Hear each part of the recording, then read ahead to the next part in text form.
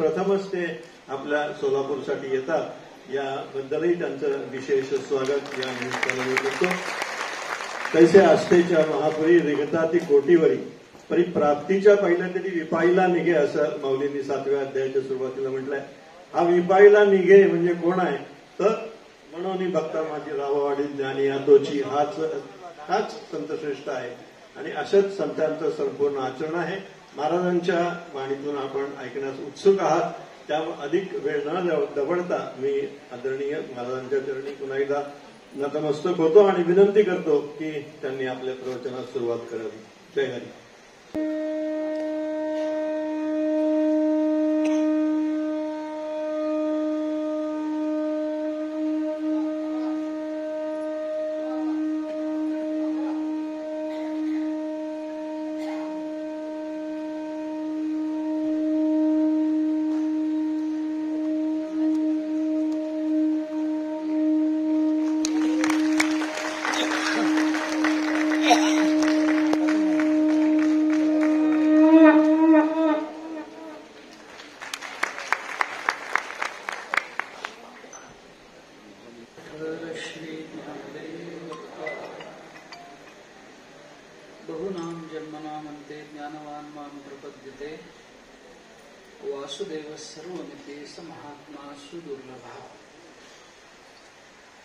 समस्त ही श्री वासुदेवो ऐसा प्रतिती रसाचा उतला भाव, तो भक्ता माझी रावो ज्ञानी आतोची. श्री रामकृष्ण सेवा संघाचे सर्व पदाधिकारी,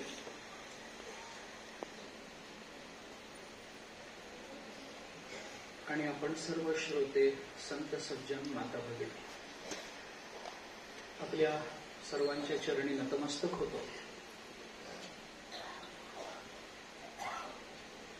प्रतिवर्षी आपण ही प्रवचनमाला मोठ्या उत्साहाने संपन्न करतो आहोत.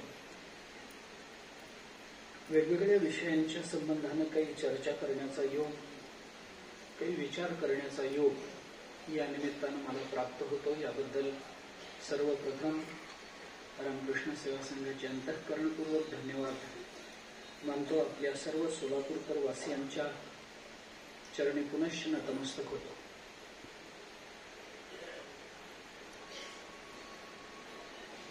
भगवान श्रीकृष्णाने श्रीमद भगवद्गीतेमध्ये अर्जुनाला जो उपदेश केला, तो उपदेश अर्जुनाच्या कृतकृत्यतेकरता होता. अंतःकरणामध्ये निर्माण झालेले वैचारिक विकल्प आणि त्या विकल्पांना अत्यंत असंदिग्ध, अत्यंत स्पष्ट,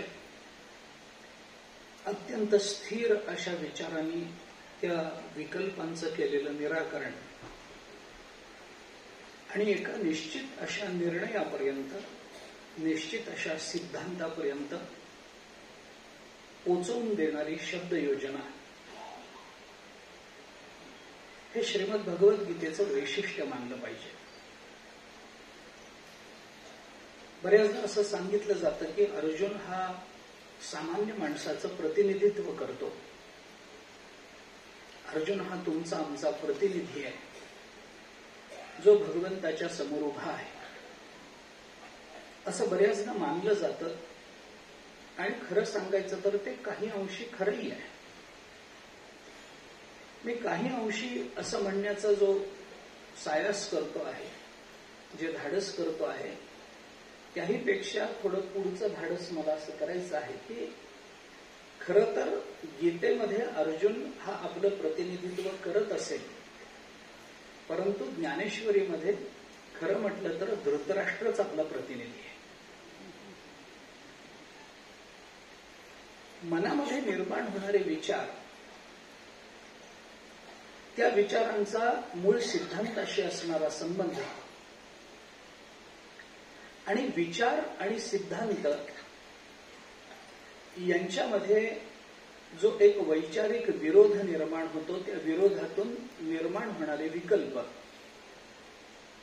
या सगळ्यांनी आपलं मन गोंधळून जात नाही हे आपलं खरं म्हणजे दुर्दैव असतं. जे विचार आपण करतो उपनिषदातून, गीतेमधून, ज्ञानेश्वरीतून, गाथ्यातून, संत वाङ्मयातून जे विचार आपल्याला कळतात ते नैतिक असतात, धार्मिक असतात. अलीकडच्या भाषेमध्ये बोलायचं झालं तर आदर्शवादी अशा स्वरूपाचे असतात, किंवा त्याही पेक्षा सोप्या भाषेत बोलायचं झालं तर आयडियल असतात. त्यामुळे साधारण त्या सिद्धांताची कल्पना करणं थोड्याशा शिकलेल्या माणसाला ती कल्पना करणं सहज असतं, शक्य असतं. परंतु मनामध्ये निर्माण झालेला एक आदर्श विचार आणि आपल्याला प्राप्त झालेलं सद्यकालीन जीवन यांच्यामधला विरोधाभास डोळ्यासमोर आणून त्या विरोधाभासात आपली बाजू पडती आहे याचा विचार करण्याचं एक धाडस, एक प्रांजळपणा, एक पारदर्शीपणा जोपर्यंत आपल्या ठिकाणी निर्माण होत नाही तोपर्यंत अर्जुन आपला प्रतिनिधी होत नाही. अर्जुन आपला प्रतिनिधी आहे असं म्हणण्याकरता काय लागतं आणि धृतराष्ट्र आपला प्रतिनिधी आहे असं म्हणण्याकरता काय लागतं? मला फार विस्तार या विषयाचा आत्ता करायचा नाही आहे, परंतु मला हे आवर्जून आपल्या समोर मांडायचं आहे, कारण मला माझ्या प्राप्त विषयाकडे येण्याकरता हा मार्ग प्रशस्त वाटतो. मला आवर्जून असं म्हणावंसं वाटतं की धृतराष्ट्राला माहिती आहे की आपली बाजू कोणती आहे. अर्जुनालाही हे माहिती आहे की आपली बाजू कोणती आहे. सत्याची बाजू असूनही अर्जुनाच्या मनात विकल्प आहेत आणि असत्याची बाजू असूनही धृतराष्ट्राच्या मनामध्ये निश्चिती आहे आपण नेमके कोणाच्या जवळ चाललो. आपली बाजू सत्य असून आपल्या मनात जर विकल्प येत असेल तर आपल्या विचारामध्ये, आपल्या मनोधारणेमध्ये काय बदल केले पाहिजेत याचा एका बाजूने विचार आहे आणि दुसऱ्या बाजूने आपली बाजू असत्य असूनही आपल्या मनामध्ये कोणताही विकल्प निर्माण होत नाही याच्याकरता कुठेतरी आपली संवेदनशीलता तपासून पाहण्याची नितांत आवश्यकता आहे. या दोन टोकांवर जोपर्यंत आपण विचाराला प्रवृत्त होत नाही तोपर्यंत खऱ्या अर्थाने आपण सुशिक्षित अथवा अर्जुनाचं किंवा अर्जुन आपलं प्रतिनिधित्व करणारा आहे असं म्हणण्याचं धाडस आपल्याला करता येत नाही. माझी भाषा कदाचित थोडी अवघड वाटत असेल, मी बोलतो ते कदाचित कुणाला पटेल किंवा न पटेल, परंतु गीता आपल्याला ज्या पद्धतीनं बोलते, अर्जुन ज्या पद्धतीनं भगवंताकडे पाहतो आहे, समोर निर्माण झालेला प्रसंग हा अगदी साधा आहे. युद्धाकरता प्रवृत्त झालेला अर्जुन रणांगणावर उभा आहे आणि रणांगणावर आपल्या समोर आपल्या शत्रू पक्षामध्ये त्याला आपले नातेवाईक दिसतात आणि या नातेवाईकांना मारून आपल्याला राज्य मिळवणं हे प्रशस्त नाही आहे हे त्याला कळतं आहे. त्याकरता त्याच्याकडे त्याच्या दृष्टीने, त्याच्या बुद्धीने काही तार्किक मीमांसा आहे, तार्किक कारण परंपरा आहे, पण ही तार्किकच आहे, याला कोणताही तात्विक आधार नाही याचीही कुठेतरी अल्पस्वल्प जाणीव त्याच्या अंतःकरणात आहे आणि म्हणून तो भगवंताला विचारतो आहे की देवा मी काय करू, मी काय केलं म्हणजे माझ्या मनाला समाधान मिळेल. यांना मारण्यापेक्षा मी माझं धनुष्यबाण खाली ठेवतो, यांना मारून राज्य भोगण्यापेक्षा या राज्याचा त्याग करणं मला जास्त प्रशस्त वाटतं. अशा एका निर्णयापर्यंत पोहोचणारा अर्जुन ज्या भूमिकेतून तिथपर्यंत जातो आहे ती भूमिका परिपूर्ण नाही आहे, ती भूमिका व्यापक नाही आहे, ती भूमिका जगताला दिशा देणारी नाही आहे. त्या भूमिकेतून विचाराला निश्चिती येणार नाही, विचाराची परिसमाप्ती होणार नाही याची कुठेतरी अर्जुनाला जाणीव आहे आणि म्हणून अर्जुन देवाला असं विचारतो की देवा मी काय करू, युद्ध करू का नको करू. अर्जुनाने युद्ध केलं पाहिजे ही भगवंताची इच्छा आहे.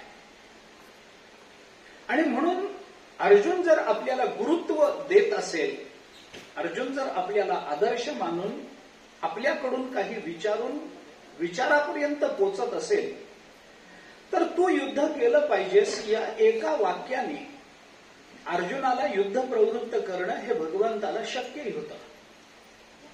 परंतु तसा कोणताही प्रयत्न न करता भगवंतांनी अर्जुनाच्या समोर अशा पद्धतीनं विषय मांडला की अर्जुनाला निर्णय घेणं सोपं गेलं. आणि फक्त आज्ञार्थक क्रियापद न वापरता भगवंताने अर्जुनाला ज्या विचाराच्या निश्चितीपर्यंत आपल्याला जायचं आहे त्या विचाराच्या मुलापासून ते त्या विचाराच्या परिपूर्ण अवस्थेपर्यंत ज्या पद्धतीनं प्रक्रियात्मक भूमिका मांडणं आवश्यक असतं तशा पद्धतीची भूमिका, तशा पद्धतीचा विचार मांडून दिलेला आपल्याला गीतेमध्ये दिसतो. आपण गीता वाचणारी मंडळी आहोत, गीतेचा अभ्यास करणारी मंडळी आहोत. या गेल्या 2 वर्षाच्या या कोरोनाच्या काळामध्ये अनेकांनी गीता मुखोद्गत केली आहे. अनेकांना गीता वाचावी, गीतेबद्दल काही चिंतन करावं अशा प्रेरणा जाग्या झाल्या आहेत. त्या भयानं असतील, विचारानं असतील, कशाने असतील, पण त्या चांगल्या आहेत. आपण गीतेचा अभ्यास करतो आहोत, गीतेचे आपण अभ्यासक असू, तर गीतेच्या शब्दांचा अभ्यास करून गीता कळणार नाही याचीही जाणीव आपल्याला या दरम्यानच्या काळामध्ये झाली असेल. मला बोलायचे ते असं की गीतेचा श्लोक वाचून श्लोकातल्या प्रत्येक पदाचा अर्थ लक्षात घेऊन श्लोकाचा अन्वय लावून श्लोकाचा अर्थ आणि त्याच्यावर थोडंसं निरूपण करता येणं, याला गीता कळली असं म्हणायला गीतेवरचे कोणतेही अधिकारी तयार नाही आहेत. गीतेचा अभ्यास हा असा नाही आहे. थोडासा संकोचानं जर विचार मांडायचा झाला तर पहिल्या अध्यायापासून 18व्या अध्यायापर्यंत भ्रमित झालेल्या अर्जुनापासून नष्टो मोहाना असं अभिमानानं सांगणाऱ्या अर्जुनापर्यंतचा जो विचाराचा प्रवास आहे, त्याच्यामध्ये प्रत्येक अध्यायामध्ये अर्जुनाच्या विचारामध्ये नेमके कोणते बदल झालेले आहेत याचा शोध घेत पुढे जाणं हे गीतेच्या अभ्यासाकरता आवश्यक असतं. पहिल्या अध्यायामध्ये नको म्हणणारा अर्जुन शेवटच्या अध्यायामध्ये मी करीन असं जर म्हणत असेल तर नकारात्मक भूमिकेकडून सकारात्मक भूमिकेकडे येण्याकरता जी विचाराची प्रगल्भता आणि विचाराची परिपूर्णता निर्माण व्हावी लागते ती कोणकोणत्या टप्प्यावर कशा कशा पद्धतीनं निर्माण झालेली आहे याचा शोध घेणं हा गीतेचा अभ्यास आहे. अर्जुनाच्या व्यक्तिमत्वामध्ये, अर्जुनाच्या विचारामध्ये अध्यायागणिक होणारी परिवर्तनं आणि परिपक्वतेकरता एक एक टाकलेलं पुढचं पाऊल तपासणं, शोधणं आणि त्या प्रत्येक शोधामध्ये आपल्या जीवनाचं अंतर्मुखून चिंतन करणं हा गीतेचा अभ्यास आहे. गीतेचा अभ्यास कसा करावा हे सांगणारा मी अधिकारी नाही आहे. पण ज्ञानेश्वर महाराजांनी ज्या पद्धतीने गीतेवर भाष्य केलंय, ज्ञानेश्वर महाराज गीतेच्या संबंधाने आणि अर्जुन या व्यक्तिमत्वाच्या संबंधाने जी परिवर्तनाची आणि वैचारिक विकासाची जी भाषा वारंवार बोलून दाखवतात, त्याच्यामध्ये होणारी वैचारिक परिवर्तन ज्या पद्धतीनं मांडत जातात, त्याच्यातून गीतेचा अभ्यास कसा करावा याची काही सूत्र सापडण्याची शक्यता आहे. आणि याकरता म्हणून मी बोलतो. भगवंतानी अर्जुनाला एका वाक्यामध्ये तू युद्ध कर, बाकीचं आपण नंतर बोलू, आत्ता युद्ध करणं आवश्यक आहे, बाकीचा विचार आपण निवांत झाल्यावर तू युद्ध जिंकून घरी ये आणि मग तुला एकदा राज्य मिळालं की नंतर काही काम नसेल त्यावेळेला मी तुला सांगतो की आपण युद्ध का करणं आवश्यक होतं, असं नाही म्हटलंय. भगवान तिथेच रणांगणावर अर्जुनाला हे सगळं बोलून दाखवतायत. युद्धाची पार्श्वभूमी ही ज्ञानाच्या प्राप्तीकरता कितपत संयुक्तिक ठरते हाही एक चिंतनाचा प्रश्न आहे. विचाराच्या आणि निर्माण झालेल्या परिस्थितीच्या कोणत्या पार्श्वभूमीवर आपण विचाराच्या कोणत्या भूमिकेकडे प्रवृत्त होतो आहोत हाही विचार आपल्याला येणाऱ्या परिपक्वतेच्या, आपल्याला प्राप्त होणाऱ्या विचाराच्या परिपूर्णतेच्या या भूमिका सिद्ध करण्याकरता आवश्यक ठरत असतात. कोणत्या पार्श्वभूमीवर आपण काय विचार करतो? अगदी साधा विचार मी आपल्याला सांगतो. आपण घरामध्ये गेलो, दिवा लावला आणि घराच्या बाहेरच्या खोलीमध्ये जर एखादा नाग फणा काढून बसलेला असेल तर त्यावेळेला आपण काय केलं पाहिजे? अगदीच साधा प्रश्न आहे. आपण दिवा लावला, प्रकाश पडला आणि आपल्याला असं दिसलं की बाहेरच्या खोलीमध्ये एक नाग फणा काढून बसलेला आहे. त्यावेळेला आपण त्या नागाचं आणि माझं आत्मतत्व एकच आहे. आत्मा आत्म्याला बाधक ठरत नसतो. व्यक्तीच्या वृत्ती, व्यक्तीच्या प्रवृत्ती, चांगले आणि वाईट अशी व्यक्तिमत्व, याच्यातून आपल्याला प्राप्त होणारा लाभ, यापेक्षा याचा संग न करता आपण आपलं धनुष्यबाण खाली ठेवावं म्हणून जर कोणी असं म्हणत असेल की आला असेल नाग एखादा आपल्या घरामध्ये, हरकत नाही. मी आतल्या खोलीत झोपेल, तो बाहेरच्या खोलीत झोपेल, कशी तरी रात्र आपण काढू आणि उद्या सकाळी मग काहीतरी याच्यावर उपाय शोधू. या निर्माण झालेल्या परिस्थितीच्या पार्श्वभूमीवर आपण कोणता विचार करतो आहोत याचं तारतम्य माणसाला हवं की नको? निर्माण झालेली परिस्थिती युद्धाची आहे आणि तुम्ही अर्जुनाला सांगता काय आहात की जगतामध्ये सर्वत्र एक ब्रह्म व्यापून आहे.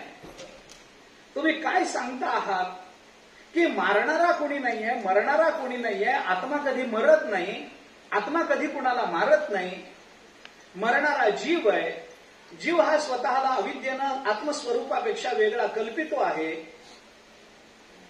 त्यामुळे अज्ञानामुळे तो दुःखाला प्राप्त होतो आहे, अज्ञानामुळेच त्याच्या जीवनामध्ये सर्व प्रश्न निर्माण होत आहे.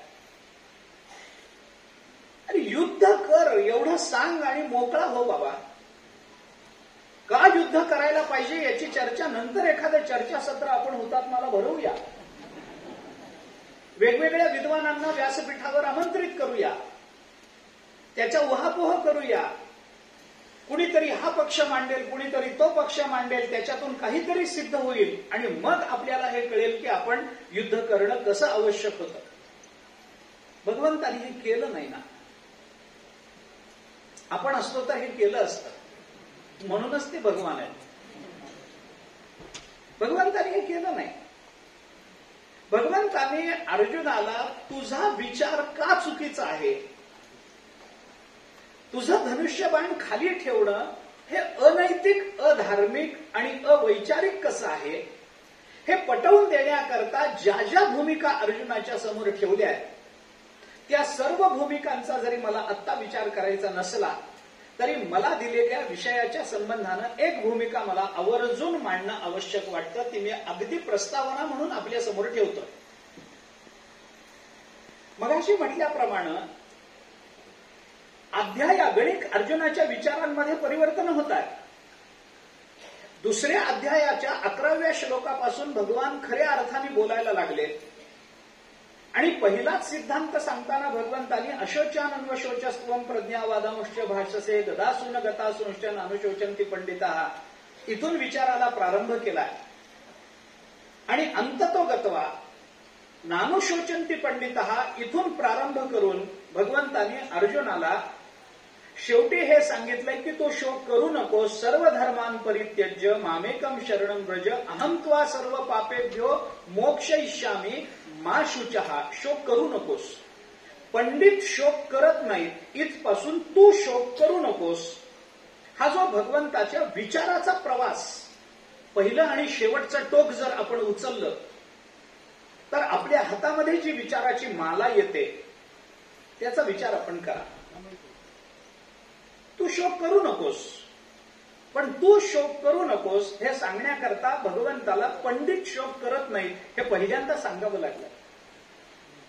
आणि मग दुसऱ्यातून तिसऱ्यात जाताना, तिसऱ्यातून चौथ्यात जाताना अर्जुन कसा बदलत गेला, भगवंताच्या कोणत्या विधानाचा परिणाम अर्जुनाच्या मतपरिवर्तनावर होतो आहे याचा शोध अध्यायात गणित घेणं आणि अर्जुनाच्या त्या परिवर्तनाचा, वैचारिक परिवर्तनाचा अभ्यास करणं हा गीतेचा अभ्यास आहे.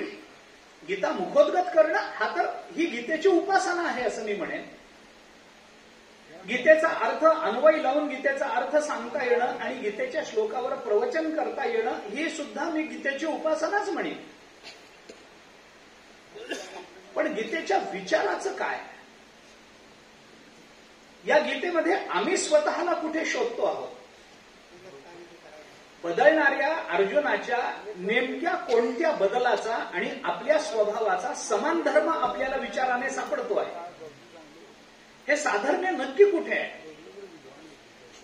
अर्जुन कुठे आपल्या जवळ आल्यासारखा वाटतो आहे आणि कुठल्या अध्यायामध्ये अर्जुन आपल्यापासून पुढे निघून गेलेला आहे हे आपल्याला कधी जाणवतं? कोणत्या विचाराने जाणवतं? भगवंताच्या अशा कोणत्या वाक्याचा परिणाम अर्जुनावर त्या विवक्षित अध्यायामध्ये झालेला आहे? 5वा अध्याय का महत्वाचा? 6वा अध्याय का महत्वाचा?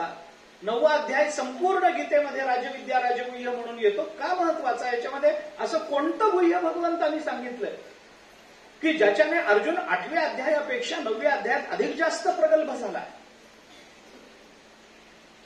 अधिक जास्त समंजस झाला, निर्माण झालेल्या परिस्थितीकडे बघण्याची त्याला एक स्वतंत्र दृष्टी मिळाली? किंवा शुद्ध मराठीत बोलायचं झालं तर अर्जुन कसा मॅच्युअर झालाय याचा शोध घेणं आवश्यक नाहीये का? अर्जुनाची भूमिका कशी बदलत गेली? म्हणून पंडितापासून, पंडित शोक करत नाही इथपासून अर्जुना तू शोक करू नकोस, हा इथपर्यंतचा जो प्रवास आहे, या प्रवासामध्ये प्रत्येक अध्यायामध्ये मी मुद्दाम आपल्याला हे आवर्जून सांगेन, 2ऱ्या अध्यायामध्ये पंडित या शब्दाने सुरू केलेला तो विचार, प्रत्येक अध्यायामध्ये अर्जुनाला जो जो विचार भगवंतांनी सांगितला त्या विचाराच्या सिद्धीकरता भगवंतांनी प्रत्येक अध्यायामध्ये अर्जुनाला अशा एका महापुरुषाचं उदाहरण डोळ्यासमोर ठेवून दिलेलं आहे.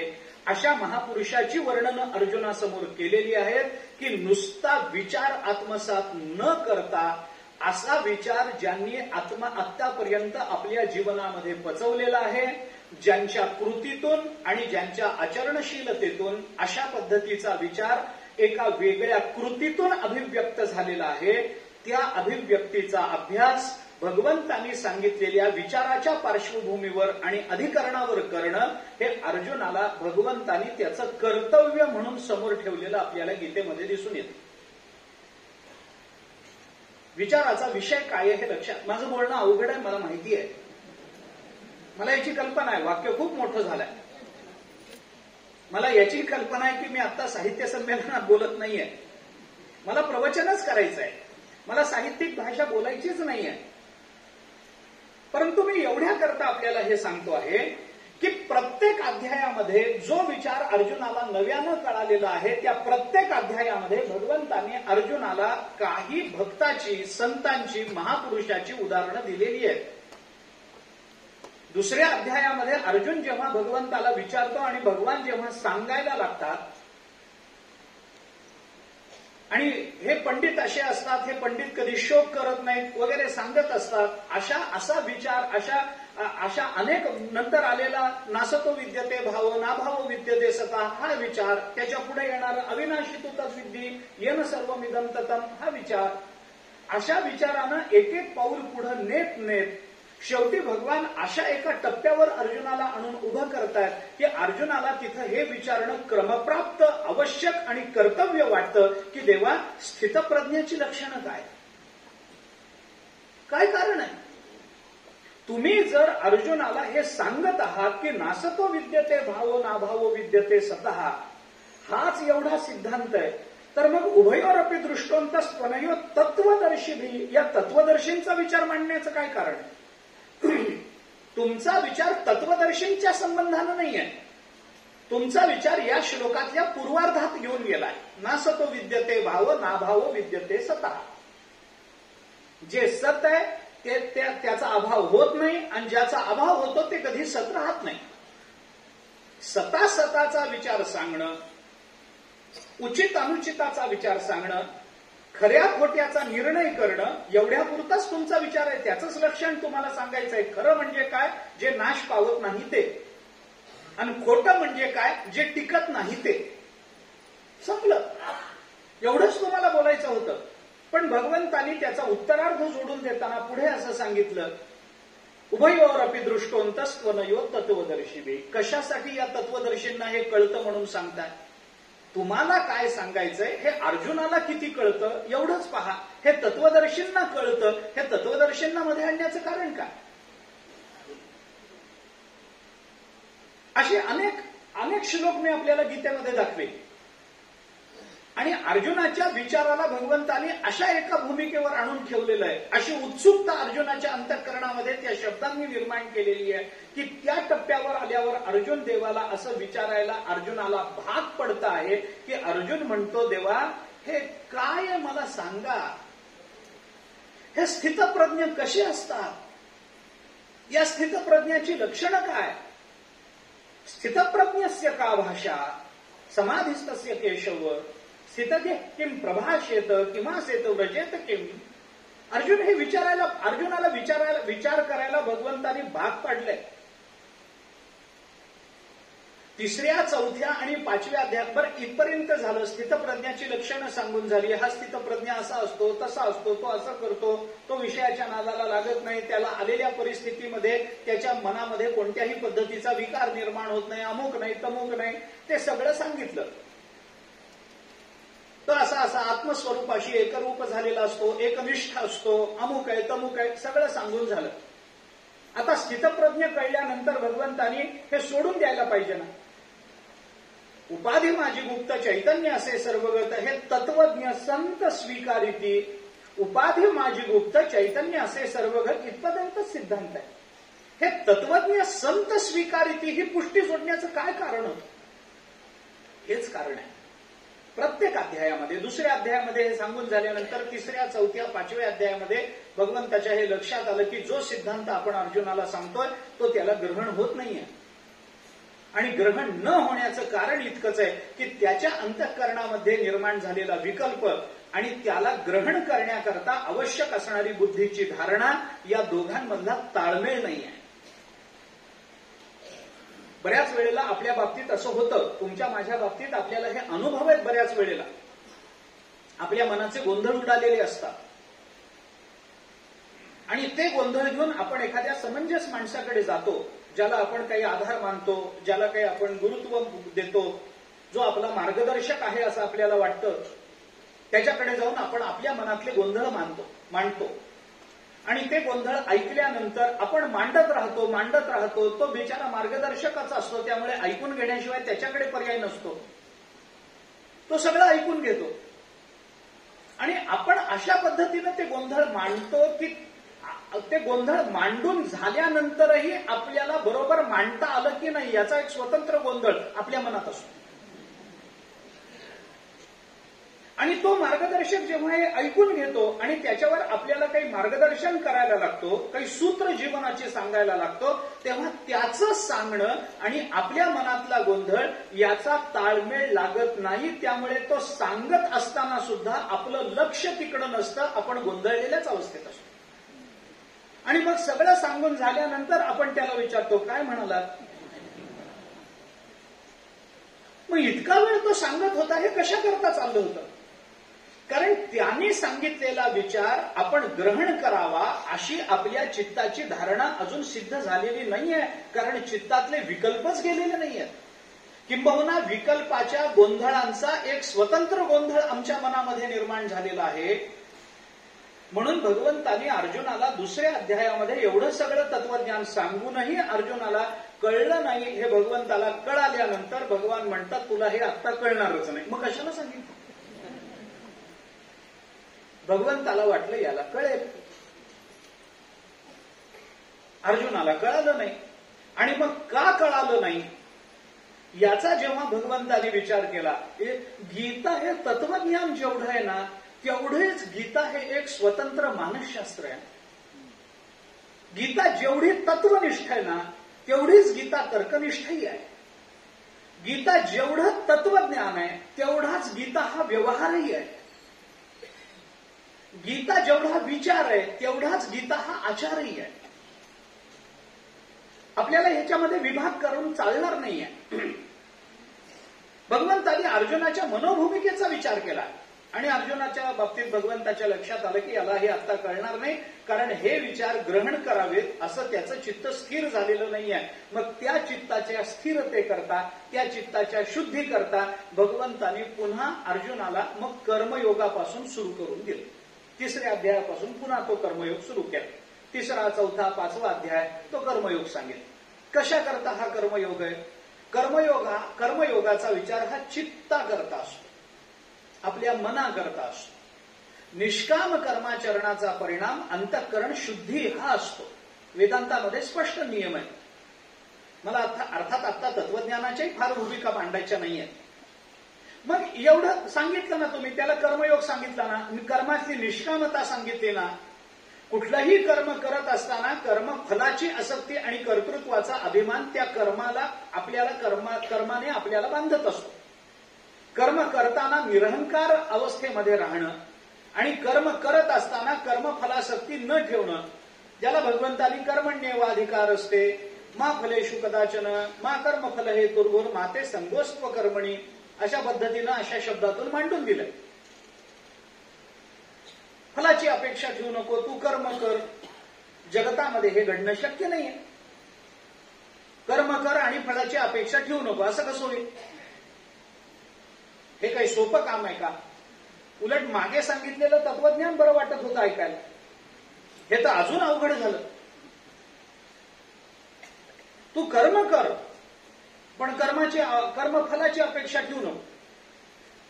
कर्मणी एव अधिकार हा असते, तुला कर्माचाच अधिकार आहे. बाकी मा फलेषु कदाचन, फलाकडे प्रवृत्त होऊच नकोस. म्हणजे महिनाभर नोकरी कर आणि पगार घेऊ नकोस. कसं शक्य आहे? कोणत्या पातळीवर शक्य आहे? हे भगवान अर्जुनाला काय बोलून दाखवत आहेत? याच्याकरता मग 3ऱ्या अध्यायात कर्मयोग सांगून झाल्यानंतर 4थ्या आणि 5व्या अध्यायामध्ये कर्माची निष्कामता काय असते हे भगवंताला बोलून दाखवावं लागेल.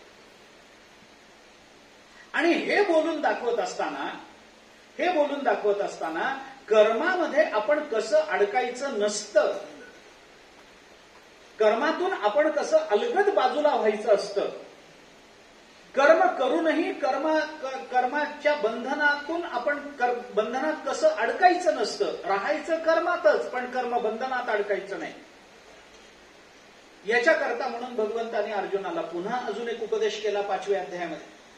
ब्रह्मण्याधाय कर्माणि संगम त्यक्त्वा करोति यः लिप्यते न स पापेन पद्मपत्रमिवांभसा. आता हे भगवंतानी सांगितलं की कमळाचं फुल आपल्याला माहितीये. त्या कमळाची पानं, 2 हिरवी पानं आपण नेहमी चित्रामध्ये बघतो, तळ्यामध्येही कधी आपण बघितलं असेल. ते कमळाचं जे पान असतं ते पाण्यातच राहतं, पण पाण्यानं कधी ते भिजत नाही. असतं पाण्यातच, राहतं पाण्यातच, पण पाण्यामध्ये ते भिजत नाही. आता पाण्यात राहून पाण्यात न भिजण्याचं कसं हे भगवंतानी अर्जुनाला सांगितलं. ब्रह्मण्याधाय कर्माणि संगम त्यक्त्वा करोति यः लिप्यते न स पापेन पद्मपत्रमिवांभसा. पद्मपत्रम इव दृष्टांत दिला. पद्मपत्राप्रमाणे कोण त्याला ज्ञानोबरांनी खाली सर्वनामानेच ज्ञानोबरांनी त्याचा उल्लेख केला. तो कर्म करी सकळे परी कर्म बंधा नाकळे जैसेन सिंपे जळी जळे पद्मपत्र. तो तुम्हाला कर्मयोग सांगायचा आहे ना, कर्म बंधनात अडकू नको हे सांगायचंय ना, मग तो कुठून आणला? हा तोच आहे जो मागच्या अध्यायामध्ये स्थितप्रज्ञ म्हणून आला होता. दुसऱ्यातून तिसऱ्यात, तिसऱ्यातून चौथ्यात, चौथ्यातून पाचव्यात येताना दुसऱ्यात आलेला तो स्थितप्रज्ञ अर्जुनाबरोबर 18व्या अध्यायापर्यंत आहे ना. तो अर्जुनाची साथ सोडत नाहीये ना. फक्त त्याला वेगवेगळ्या ठिकाणी आल्यामुळे वेगवेगळी नावं दिली गेली आहेत एवढंच आहे. त्याला दुसऱ्यात स्थितप्रज्ञ म्हणलंय, तिसऱ्यात कर्मयोगी म्हणलंय, चौथ्यात निष्काम म्हणलंय,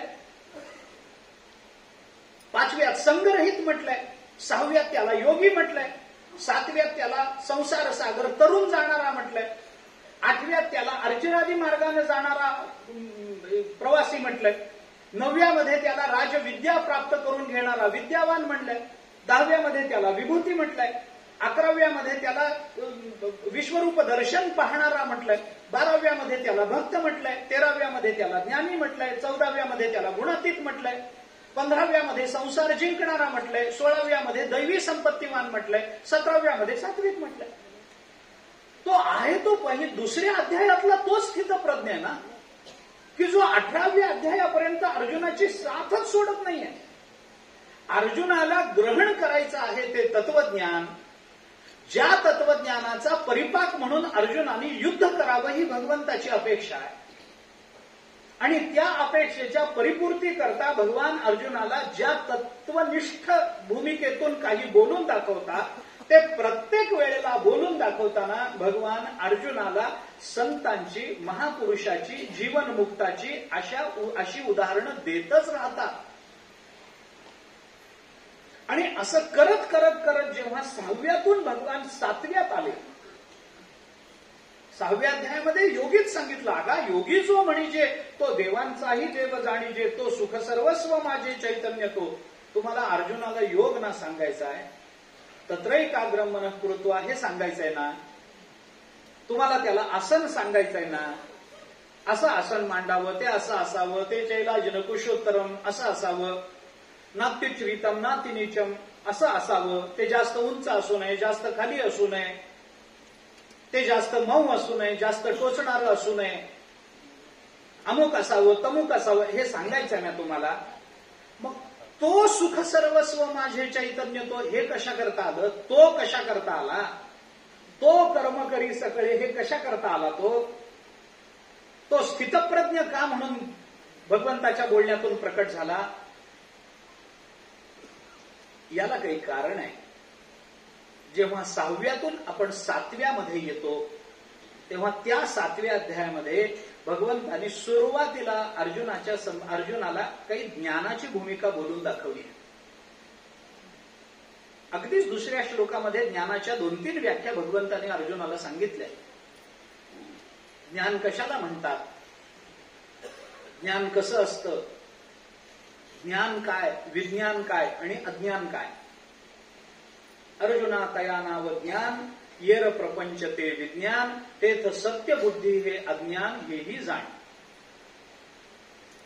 आणि असं सांगत जेव्हा भगवान पुढे निघाले तेव्हा ज्ञानाचा विचार मागे टाकून भगवान जेव्हा अज्ञानाची भूमिका बोलून दाखवायला प्रवृत्त होतात त्यावेळेला असे अज्ञानी या संसारामध्ये दुःखानं लिप्त होत राहतात हे सांगितलं. मग स्वाभाविक हा प्रश्न कुणाच्याही मनामध्ये निर्माण होईल ना, की अज्ञानामुळे जर आम्ही संसार सागरामध्ये गुरफटून राहत असू, संसार सागरामध्ये जन्म मरणाच्या परंपरा भोगत राहू, संसरण भोगतच राहू, तर मग आम्हाला कधी असं त्याच्या पुढे जाताच येणार नाही का? आम्ही कायम अज्ञानीच राहणार आहोत का? आम्हाला कधी या संसार सागरातून बाहेर पडणं होणारच नाहीये का? आम्ही जीव म्हणूनच जन्माला येणार आणि जीव म्हणूनच मरणार. आम्ही दुःख घेऊनच जन्माला येणार, दुःख भोगतच मरणार, एवढंच आमचं प्रारब्ध आम्ही मानायचंय का? याच्यातून आमची गती काय? आम्ही पुढे कधी जाणार? कारण सगळ्यांना कधी ना कधीतरी दुःखाचे दिवस संपावेत आणि सुखाचे दिवस चालू राहावेत असं वाटतच असतं. याच्यामध्ये काही दोषही नाहीये. माझं सुख सातत्यानं टिकून राहावं आणि माझं दुःख लवकरात लवकर निवृत्त व्हावं असं वाटणं हा दोष नाहीये. अरे ही सगळ्या जगाची आवश्यकता आहे. सगळ्या जगाला याची अपेक्षा आहे. असा जीव या जगतामध्ये जन्माला आला नाहीये की जो दुःखाची अपेक्षा करतो आहे आणि सुखाचा त्याग करतोय. असा जीव जन्माला आला नाही की ज्या जीवाला अल्प सुखाची अपेक्षा आहे आणि नित्य दुःखाची अपेक्षा आहे. दुःख आहेच आहे, सुखही आहेच आहे, पण त्याच्यातलं दुःख हे लवकरात लवकर कमी व्हावं आणि कायमचं कमी व्हावं, आणि सुख जे आहे ते लवकरात लवकर प्राप्त व्हावं आणि प्राप्त झालेलं कायमचं टिकावं, ही सगळ्या जगाची अपेक्षा आहे. हे सगळ्या, याला ज्ञानेश्वर महाराजांनी विश्वाचे आर्त असा शब्द वापरला. विश्वाचे आर्त जे माझ्या मनी प्रकाश आहे. ते आर्त या शब्दाचा मराठीतला अर्थ आहे उत्कट इच्छा, आणि आर्त या शब्दाचा संस्कृतातला अर्थ आहे दुःख. आर्तो जिज्ञासुर अर्थार्थी ज्ञानेचे भरत ऋषभ, याच अध्यायामध्ये पुढे आपल्याला येणारच आहे. तीच संगती विचारायची. मराठीमध्ये आर्त शब्दाचा अर्थ होतो उत्कट इच्छा. सगळ्या विश्वाची उत्कट इच्छा एकच आहे, मला नित्य सुखाची प्राप्ती व्हावी आणि ते नित्य सुख माझ्या मनी प्रकाशले. सरळ भूमिका आहे आणि अभंगही प्रसिद्ध आहे. मंगेशकरांचे उपकार आहेत आपल्यावर. विश्वाचे अर्थ माझ्या मनी प्रकाशले,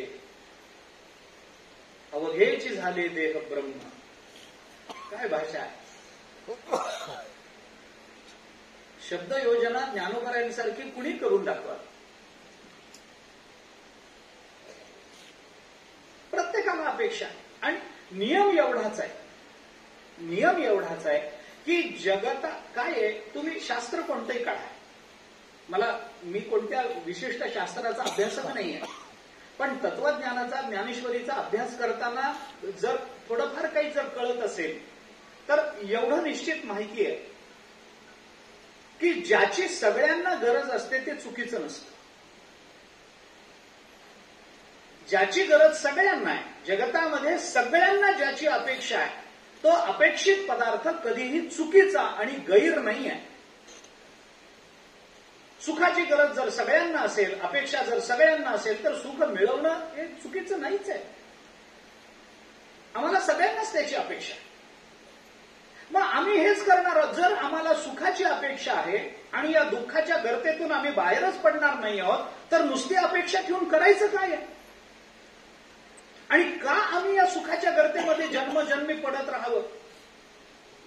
किती वेळा जन्मा यावे, नित्य व्हावे खजित, हे कधी आमच्या बाबतीत का नाही सुटणार हे कोडं? किती जन्म झाला फेरा, गणित नाही जी दातारा, 84 लक्ष योनी भोगून सुद्धा आम्ही पुन्हा तिथेच आहोत. अजून एक कणभर पुढे सरकलो नाही आहोत आम्ही.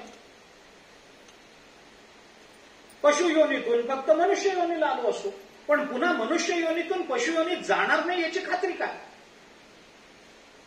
आमचा प्रवास पुढे चाललाय का मागे चाललाय माहिती नाही. पूर्वजन्म आणि पुनर्जन्म मानण्याची भारतीय संस्कृतीची परंपरा असल्यामुळे मागच्या जन्मी आम्ही कोण होतो हे आम्हाला माहिती नाही. त्यामुळे पुढचा जन्म आमचा पुढचा पुढे नेणारा आहे का पुन्हा मागे नेणारा आहे हे माहित नाही, सांगता येत नाही. आम्ही का ह्याच्यात अडकून पडलो? आणि हे सांगताना मग भगवंताने अर्जुनाला सांगितलं, अर्जुना याला एकच कारण आहे बाबा, अज्ञान. आणि हे कोणतं अज्ञान, कसं अज्ञान? मग भगवंतानी सांगितलं, दैवी हेषा गुणमयी मम माया दुरत्यया मामे वये प्रपद्यन्ते माया मेताम तरंती ते. हे 7व्या अध्यायात आलं. आपल्या प्रस्तुत विषयाच्या चिंतनाला इथून प्रारंभ आहे. दैवी हेषा गुणमयी मम माया दुरत्यया, माझी माया अत्यंत अवघड आहे तरुण जाण्याकरता. दुरत्यया असा शब्द वापरला. महदाधिक हे माझी माया. ज्ञानोबरांनी त्याच्यावर चिंतन करताना त्या मायेचं विवरण करून टाकलं. अत्यंत कठीण आहे. कसं करून जाणार? भले भले याच्यामध्ये वाहत गेले. मग त्याच्या खालचं ज्ञानेश्वर महाराजांचं व्याख्यान वाचल्यावर आपल्याला कळतं काय आपण विचित्र. ज्यांनी ज्यांनी जे जे जसे जसे प्रयत्न या मायेतून तरुण जाण्याकरता करावेत ते ते प्रयत्न उलट त्याला बंधनच आली. बंधन म्हणूनच त्याला प्राप्त झाली. केला गेलेला प्रत्येक प्रयत्न बंधनात आहे. तुकाराम महाराजांनी एका अभंगामध्ये म्हटलंय, एखादा पारधी जाळं टाकतो, म्हणजे पूर्वीच्या काळी टाकत असे, आणि एखादं हरिण त्या जाळ्यामध्ये अडकून पडतं आणि अडकून पडलं की ते सुटण्याकरता धडपड करत. ते जेवढं सुटण्याकरता अधिक जास्त धडपड करतात तेवढं ते त्याच्यामध्ये अधिकाधिक गुंतत जातं. तुकाराम महाराजांनी म्हटलंय, सुटायाचा काही करीतो उपाव, ते हे देखे पाय बोवी आले. तुकोबाराय म्हणतात, जेवढा सुटण्याचा उपाय करावा तेवढे तेवढे आम्ही अडकत चाललो. जेवढे आम्ही या संसार सागरातून सुटण्याकरता धडपड करतो तेवढे अजूनच त्या संसारामध्ये आम्ही अडकत चाललो. कोणी ज्ञान भूमिका घेऊन निघालं, कोणी योग भूमिका घेऊन निघालं, कोणी कर्म भूमिका घेऊन निघालं, कोणी भक्ती भूमिका घेऊन निघालं. अरे या सगळ्या भूमिका तुला पुन्हा त्याच्यातच नेणार आहेत बाबा. म्हणून दैवी हेशा गुणमयी मम माया दुरत्या, माझी माया, माझी असा शब्द वापरला. आणि माझी असा शब्द वापरल्यामुळे या श्लोकाच्या उत्तरार्धामध्ये विशेष महत्व प्राप्त झालं. उत्तरार्धाला माम एव ये प्रपद्यन्ते मायामेतां तरन्ति ते. माम एव, एवकार घातला, मलाच शरण ये. प्रपद्यन्ते, जो मला शरण येतो, मलाच शरण येतो, मायामेतां तरन्ति ते. आता विचार कुठून सुरू झाला? ज्ञानापासून. तुम्ही आला कुठे? जो मला शरण येतो तिथपर्यंत. म्हणजे पुन्हा तो स्थितप्रज्ञ जोच्या रूपाने आलाच की नाही तुमच्या समोर, तो स्थितप्रज्ञ पुन्हा रूप बदलून 7व्या अध्यायात आहे. कोण आहे तो? मग भगवंतानी त्या संबंधानं ते एकची लीला तरले, जे सर्व भावे मज भजले, तया ऐलीच थडी सरले माया जळ. तुकाराम महाराजांनी त्याच्याही पुढे जाऊ, अरे हे भवनदी आड नवतीची झाली, कोरडीच चाले जावे पाहिजे. तुकाराम महाराज त्या पुढे जाऊन बोलतात, नाहीच आहे. मग माझी माया म्हणजे काय? कल्पनाच आहे. हे देवाने पुढे सांगितलं, हे एवढ्या लवकर सांगितलं नाही. एवढ्या लवकर सांगितलं असतं तर 8व्या अध्यायाला जन्मच झाला नसता. 8व्या अध्यायाचा 7व्यातच सगळं संपलं असतं. ज्याला माया ही कल्पना आहे हे कळतं ना, त्याला ब्रह्म हे सत्य हे सांगायची वेगळी गरज राहत नाही. वेदांताच्या नियमानुसार आम्हाला पाठ आहे म्हणून आम्ही सांगतो, कळलं नाहीये.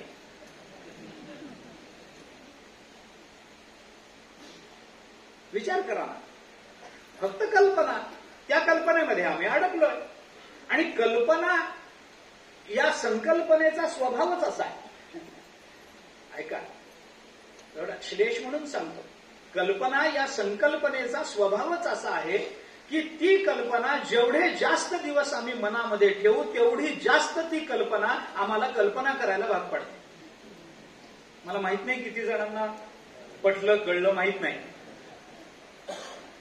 पण मी पुन्हा सांगतो, कल्पना या संकल्पनेचा स्वभावच असा आहे की ही कल्पना जेवढे जास्त दिवस आम्ही आमच्या मनामध्ये ठेवू तेवढी ती कल्पना आम्हाला भिन्न भिन्न कल्पना करायला भाग पाडत असते. एकातून दुसरी, दुसऱ्यातून तिसरी, तिसऱ्यातून चौथी, बरं या सगळ्याच कल्पना. मी गंमत म्हणून एक उदाहरण सांगत असतो या संबंधात. कल्पना करा तुम्ही घरात एकट्या, गल्लीतले सगळे बाहेर गेले, घरात कोणी नाही, आजूबाजूला कोणी नाही, आणि आपल्या घराला आग लागली. घरातून जे बाहेर गेले त्यांना रात्री यायला उशीर होणार होता म्हणून ते बाहेरून कडी लावून कुलूप लावून गेले. मला सगळीच काळजी घेतली पाहिजे.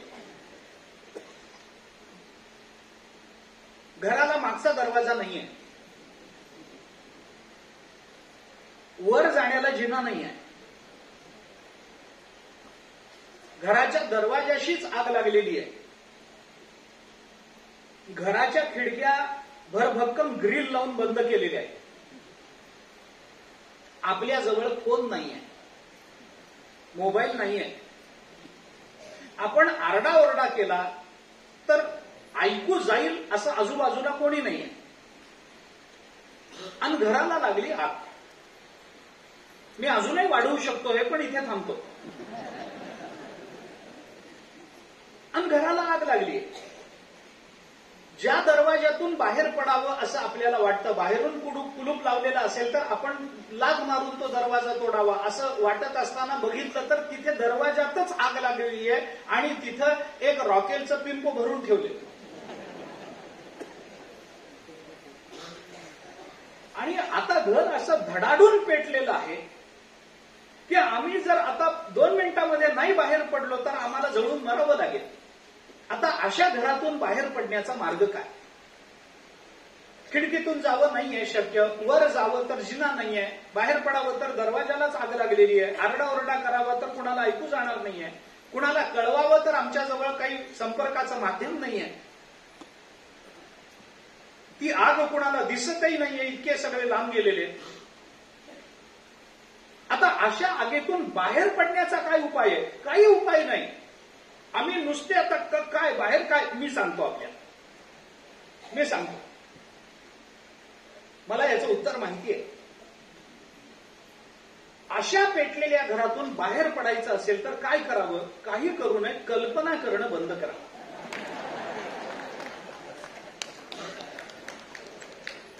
मी आपल्याला सुरुवातीला बोललो की कल्पना करा आपण घरात एकटे आहोत आणि घर पेटलं.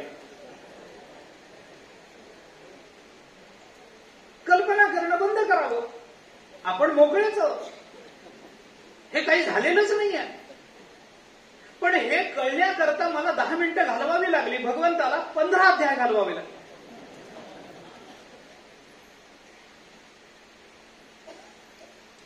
आपण विचार करा, दैवी हेषा गुणमयी मम माया दुरत्यया, ही माया ओलांडून जाणं अवघड आहे बाबा.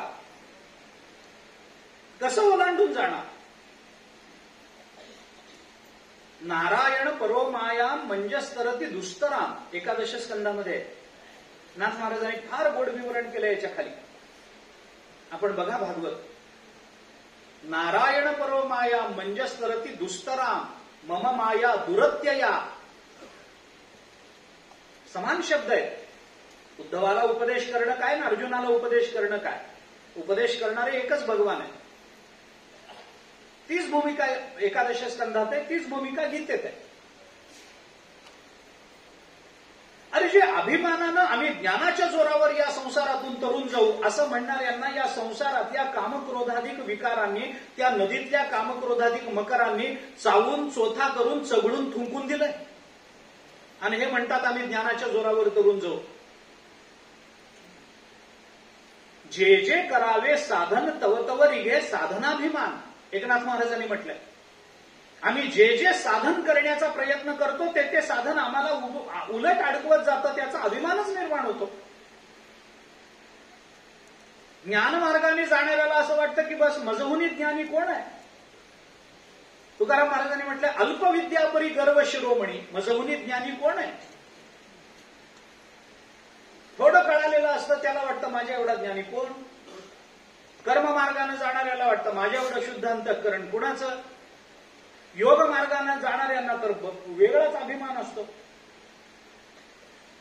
माणसं अभिमान, योगा केल्याशिवाय आपला दिवस संपत नाही. तो योगान हा योग, हे योगायोगाने एकत्रित येत नाही. काय कारण आहे? पण तरी सुद्धा माणसं त्या त्या साधनेचा अभिमान मिरवतातच ना. आपण मिरवतोच ना. माझ्यासारखं चांगलं प्रवचन करणारा कोणी नाही वाटू शकतं मला. ज्या चिंतनातून मला माझ्या जीवनाचा मार्ग सापडावा, परिपूर्णतेचा मार्ग सापडावा, ज्या प्रवचनातून, ज्या प्रवचन सेवेतून मला भगवत तत्वाची प्राप्ती व्हावी असं मला वाटतं, तेच प्रवचन माझ्या भगवत तत्वाच्या येणारा प्रतिबंध होतोय ना, मग होईल ना. काय करू काय? मामेव ये प्रपद्यन्ते मायामेताम करन्ति ते. फक्त मला एकट्याला शरण ये. सर्व धर्मान परित्यज्य माम एकम शरणम व्रज. तमेव शरणम गच्छ सर्व भावेन भारत. आपण गीता वाचा, अनेक प्रमाणे आपल्याला या संदर्भातली सापडतील. फक्त शरण या, मला एकट्यालाच शरण ये. मामेव एवकार घालून बोलणं. माम एकम शरणम व्रज, मला एकट्याला शरण जा. ही जी भाषा आहे, मग असं शरण आलेलं कुणी आहे का की ज्यांना असा संसार सागर तरुण जाता आला? भगवान म्हणाले आहे ना, जे सर्व भावे मज भजले, ज्यांनी सर्व भावाने माझी भक्ती केली ते आहेत ना. तया ऐलीच थडी सरले मायाजळ, त्यांना अलीकडच्या तीरावरच मायाजळ संपून गेलं, त्यांना तरुण जाण्याची वेळच आली नाही. तरुण जावं असं काही त्यांच्याकरता मी ठेवलंच नाही. पण सर्व भावे मज भजले, हा जे भजले शब्द ज्ञानोबारायांनी वापरला ना, तो भगवंताच्या 2 श्लोकांमधला अनुबंध आहे. आणि म्हणून मग भगवंताला पुढे सांगावं लागलं, चतुर्विधा भजन्ते माम ये जना सुकृतीनोर्जुन आर्तो जिज्ञासु अर्थार्थी ज्ञानीच भरतर्षभ तेषां ज्ञानी नित्ययुक्त एकभक्तिर्विशिष्यते प्रियो हि ज्ञानिनोत्यर्थम अहम सच मम प्रियः उदारा सर्व एवैते ज्ञानी त्वात्मैव मे मतम आस्तितस्य हि उक्तात्मा मावे वानुत्तमाम गतिम. या 3 श्लोकामध्ये भगवंतांनी 4 भक्त आणि 4 भक्तांमधला सर्वश्रेष्ठ भक्त कोण याची प्रस्तावना करून दिली.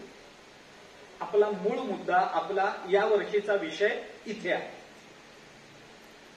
याच्याकरता थोडी एक पार्श्वभूमी मला सांगावी लागली की प्रत्येक अध्यायामध्ये भगवंतांनी सांगितलेल्या प्रत्येक विचाराला भगवंतांनी भक्ताचं, महापुरुषाचं, ज्ञानी जीवनमुक्ताचं असं काही वर्णन केलेलं आहे की ते वर्णन अर्जुनाने आपल्या डोळ्यासमोर ठेवावं आणि ते वर्णन डोळ्यासमोर ठेवून भगवंतांनी सांगितलेल्या विचाराच्या आधारानं त्या वर्णनात सांगितलेल्या व्यक्तिमत्वापर्यंत पोचावं. वर्णविषयापर्यंत पोचण्याकरता फक्त विचाराचाच आधार असतो, दुसरा आधार नसतो. मग भगवंताने अर्जुनाला सांगितलं, अर्जुना चतुर्विधा भजन्ते माम, या जगतामध्ये 4 जण मला भजतात.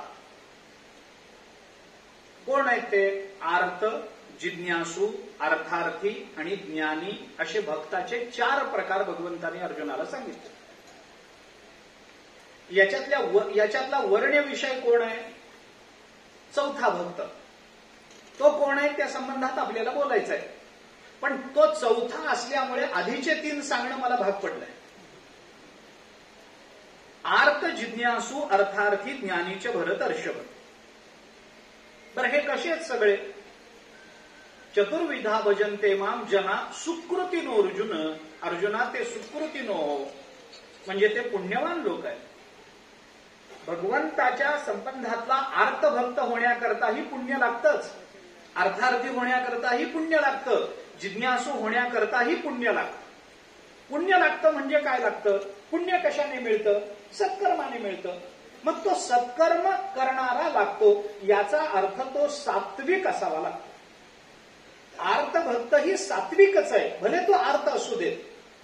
अर्थार्थी भक्त ही सात्विकच आहे, भले त्याला अर्थाची अपेक्षा असू देत. जिज्ञासू भक्त ही सात्विकच आहे, भले त्याला फक्त ज्ञानाची अपेक्षा असू देत. हे तिघेही सात्विकच मानले पाहिजेत. का सात्विक मानले पाहिजेत याचं कारण सांगतो मी आपल्याला. जो देवाकडे पैशाची अपेक्षा करतोय तो सात्विक आहे, तोही सात्विकच आहे. मी आपल्याला कारण सांगतो. आर्त म्हणजे दुःख, आपण मगाशी बोलल्याप्रमाणे काही भक्त आपल्या दुःखाच्या निवृत्तीकरता भगवंताकडे जातात, काही भक्त काही लाभाकरता भगवंताकडे जातात, काही भक्त काही जाणण्याकरता भगवंताकडे जातात. आर्त, अर्थार्थी, जिज्ञासू. पण हे भक्त आहे,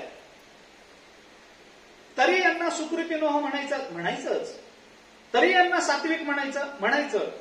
अरे भगवंताकडे सुद्धा जो अर्थाची अपेक्षा करतो तोही सात्विक आहे, तोही सात्विकच आहे. का सात्विक आहे याचं कारण एका वाक्यात सांगायचं झालं तरी जरी तो अर्थाची अपेक्षा करणारा असला तरी तो सात्विकच आहे, कारण तो फक्त भगवंताकडूनच अपेक्षा करतोय म्हणून. नाहीतर अर्थप्राप्तीचे अनेक उपाय या जगतामध्ये उपलब्ध आहेत. याच्यापैकी कुणाकडेही न जाता तो भगवंताकडेच त्याला जावं वाटलं. इथेच त्याची सात्विकता आहे. आपल्या जीवनामध्ये निर्माण झालेल्या अडचणीच्या काळामध्ये त्याला भगवंताचंच स्मरण झालं म्हणून तो सात्विक आहे. म्हणून सुकृतीनो हो हे शब्द आहे. आर्त भक्त दुःख निवृत्ती करता जातो.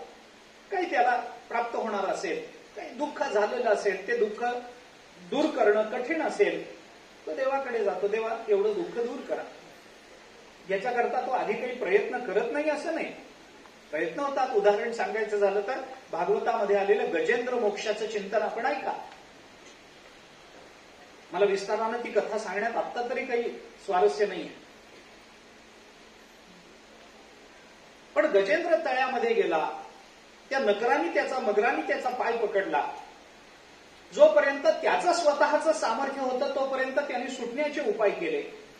सुटणं शक्य नाहीये, कारण हे पाणी आहे आणि पाण्यामध्ये त्या नकराची त्याची ताकद जास्त असणार, सामर्थ्य जास्त असणार.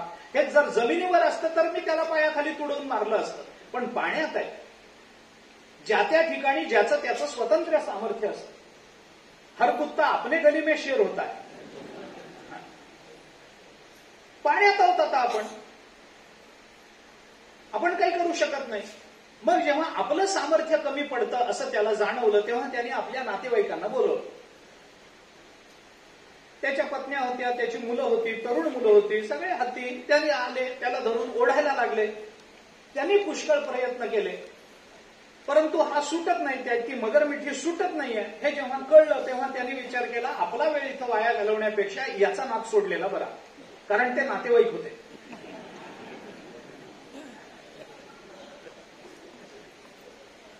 सगळ्यांच्या मनाला पटणारं विधान आहे. एका मर्यादेपर्यंत त्यांनी ते मदत करण्याचा प्रयत्न केला. करत नाहीत असं म्हणणं नाहीच आहे, करतात, पण एका मर्यादेपर्यंत. आणि ते बरोबरच आहे ना. पुष्कळ प्रयत्न झाले, काही उपयोग झाला नाही. शेवटी त्याने त्याला सोडून दिले. कधी ना कधीतरी वियोग होणारच होता. या निमित्तानं होत असेल तर हे प्रारब्ध आहे, सोडून द्या. जेव्हा आता नातेवाईकही आपली मदत करत नाही, तेव्हा मग गजेंद्राच्या लक्षात आलं की आता आपल्याला दुसरा मार्ग नाही आहे. त्या सरोवरातलं एक कमळाचं फुल त्याने तिथेच होतं, ते सोंडेने तोडलं, भगवंताला तिथल्या तिथे समर्पित केलं आणि येऊन मला वाचवावं अशी प्रार्थना केली. भगवान आले, ती प्रार्थना सफल झाली. भगवंताने त्याचा पूर्व इतिहास काय वगैरे वगैरे भागवतात बघून घ्या, मला ते सांगण्यात तात्पर्य नाही.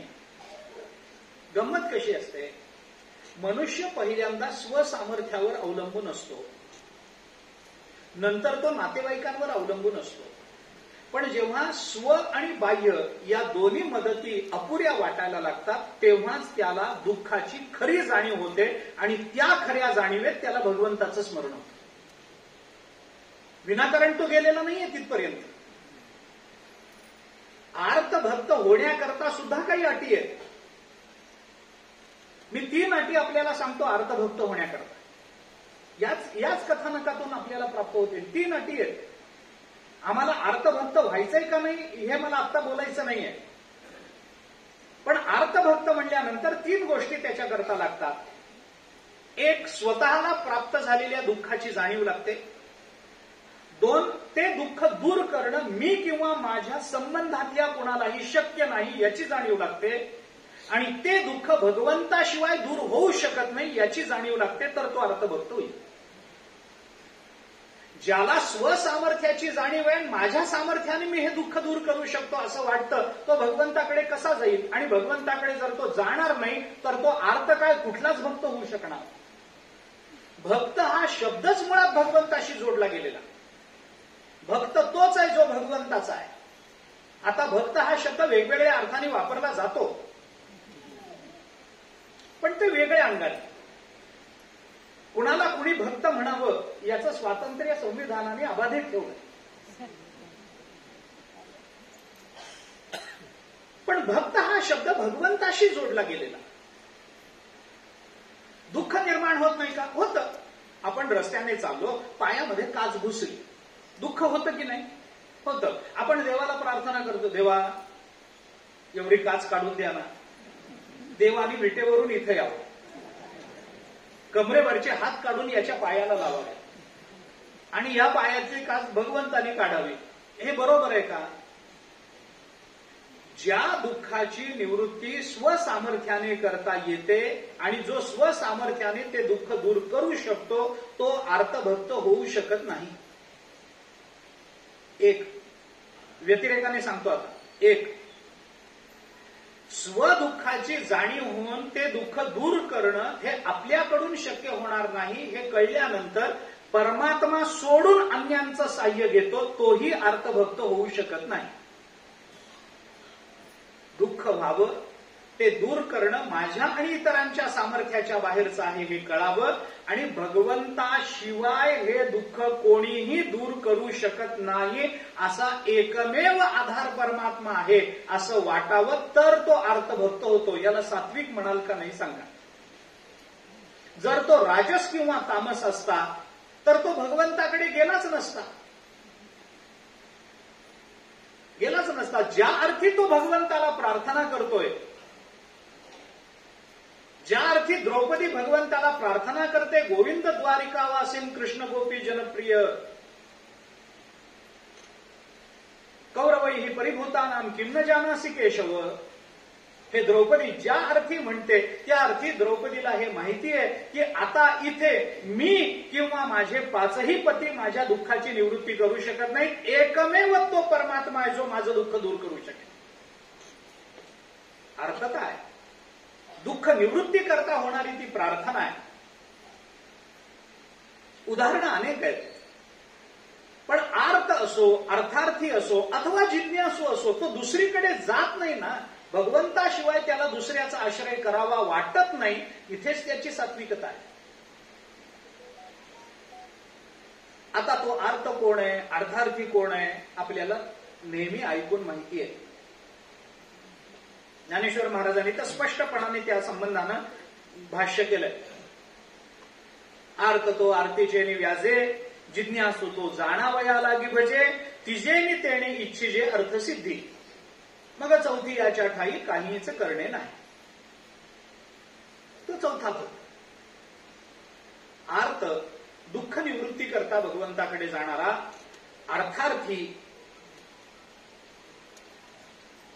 अर्थार्थी हा अर्थ प्राप्ती करता. इथे अर्थ म्हणजे प्रत्येक वेळेला संपत्ती असाच अर्थ करण्याचं कारण नाहीये. ज्याची ज्याची आपल्या जीवनामध्ये गरज आहे त्या त्या वस्तूच्या प्राप्ती करता. संपत्ती हे एक उपलक्षणाने केलेला विचार आहे हा एक. कारण सगळे सहसा काय असतं, जीवाला लागणारे बहुतांश सर्व पदार्थ पैशाने घेता येतात. मी जीवाला असा शब्द बोललोय, म्हणजे थोडंसं काटेकोर बोललोय. जीवाला लागणाऱ्या सर्व पदार्थांची प्राप्ती बहुतांश वेळेला संपत्तीने पैशाने करून घेता येते. म्हणून अर्थार्थी शब्दाचा अर्थ अर्थाची अपेक्षा असणारा, अर्थाची म्हणजे संपत्तीची अपेक्षा असणारा, एवढंच केलं जातं. यांना प्रत्येकाला काही ना काहीतरी पाहिजे, एक विशिष्ट हेतू ठेवून ते भक्त झालेले आहेत. भक्त झालेत हे मान्य आहे, भक्त झाले हे मान्य आहे. याचा सात्विक भक्त कोणता, राजस भक्त कोणता, तामस भक्त कोणता, विकल्पानं पुष्कळ विचार करता येईल. पण मला आता तो करायचा नाहीये, कारण आपल्या उद्या आणि परवाच्या सत्रात वेळेत जर हे बसवायचं असेल तर मला तो विस्तार बाजूला ठेवावा लागेल आणि आता तो संयुक्तिकही नाही, कारण तो विषयच नाही आपला. आपला जो विषय आहे तो चौथ्या भक्ताच्या संबंधाने.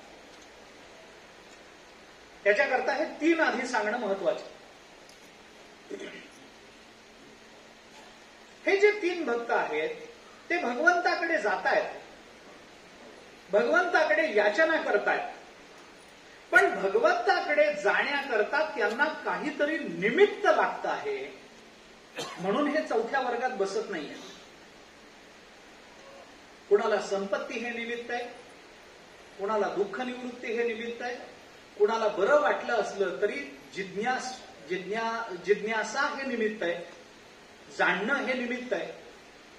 गेले भगवंताकडे, कोणत्या का असेना पण कारणाकरता भगवंताकडे जाणं हे भगवंताला स्वतःला मान्य नाही. जरा स्पष्ट बोलायचं झालं या आत्ता चालू विषयाच्या परिप्रेक्षात जर स्पष्ट बोलायचं झालं तर काय निमित्त कशा करता भगवंताकडे जाण्याकरता निमित्त कशा करता हवं. सोपं उदाहरण मी आपल्याला सांगतो. सोपं उदाहरण, गंगा किंवा एखादी नदी आपल्या गावातून वाहते, तिच्या वाहण्याचं निमित्त काय आहे? काही असेल, तृषितांना तृप्त करणं, कोणी कपडे धुतं, कोणी भांडी धुतं, कोणी स्नान करतं, कोणी पाणी पितं, कोणी काही कोणी पाप दूर करण्याकरता येतं. हे सगळं मान्य आहे. गंगा हे करते याच्याबद्दलही माझं काही म्हणणं नाही. पण ही गंगा समुद्राला का मिळते? ती आमच्या गावातून का वाहते? कारण आमच्या गावात खूप पापी आहेत म्हणून. म्हणजे गंगेच्या काठावरची गावं पापी आहेत असं मला म्हणायचंच नाहीये. तुम्ही आपल्या नातेवाईकांना तसं कळवू नका. मला असं म्हणायचंय की काही हेतू आहे ना त्याच्या मागे, सिद्ध करता येतो ना. फेडीत पापताप पोखित तिरीचे पादप समुद्रा जाय आप गंगेचे जायचे. पण फेडीत पापताप याला प्रयोजन आहे, पोखित तिरीचे पादप याला प्रयोजन आहे, समुद्रा जाय आप गंगेचे याला काय प्रयोजन? याला प्रयोजन काय? गंगा आमचं पाप दूर करते हे खरं असलं तरी गंगा समुद्राला का मिळते याला काय प्रयोजन आहे? काही प्रयोजन नाहीये. म्हणूनच तिथे एकरूपता आहे. जिथे प्रयोजन राहित्य आहे तिथे एकरूपता आहे. जिथं प्रयोजन आहे तिथं अद्वैताचा शाब्दबोध असला तरी तिथं द्वैतच आहे हे मान्य केलं पाहिजे. प्रयोजन राहित्य हे अभेदाचं मूळ कारण आहे. मी तुमच्याकडे काहीतरी प्रयोजन घेऊन आलो की विषय बदलतो.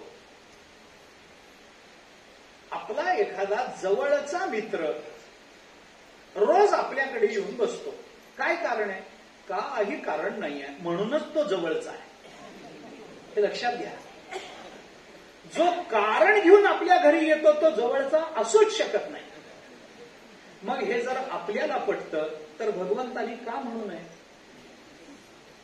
भगवंतानी तेच म्हटलंय, अर्थ जिज्ञासू अर्थार्थी यांच्यापेक्षा मला ज्ञानी महत्वाचा वाटतो.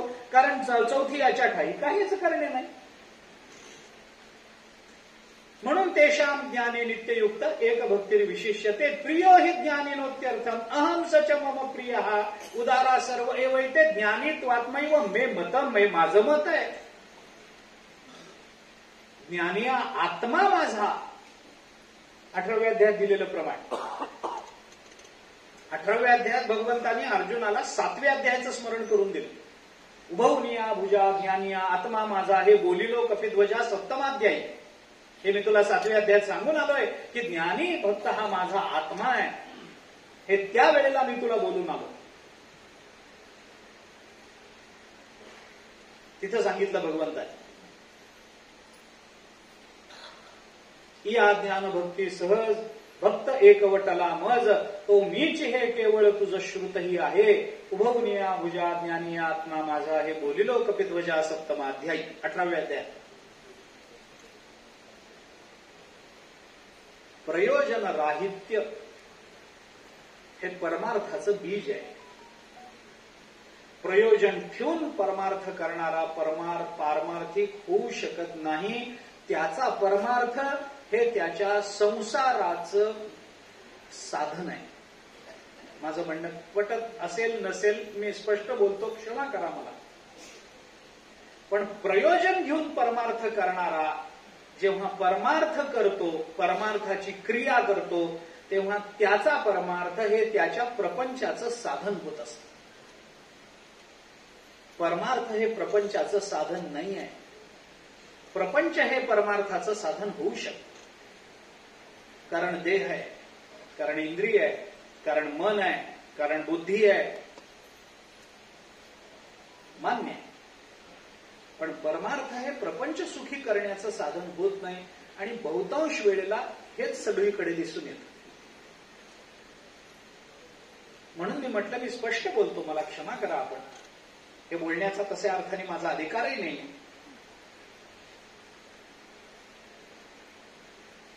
प्रयोजन राहील.